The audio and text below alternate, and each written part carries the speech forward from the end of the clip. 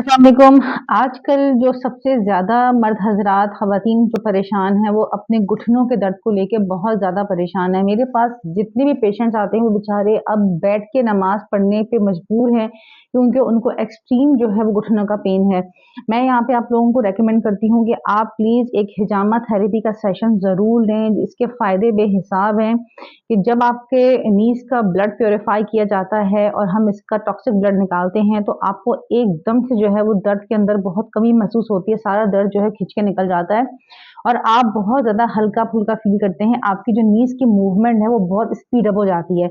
Meanwhile साथ-साथ आप लोग जो है वो कुछ मेडिसिन्स मैं आपको बता रही हूँ, जिसमें calcarea fluor number 1, number 2 rhus tox and number 3 arnica. ये these are 3 best medicines to control your knees pen.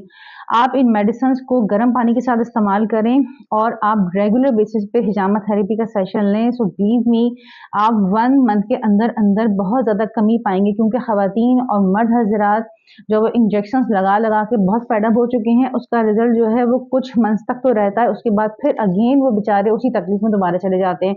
तो बेहतर है आप उसको नेचुरली क्योर करें और इन मेडिसिन्स का इस्तेमाल करें, because homeopathy has no side effect and also हिजामा therapy is pure from the side effects.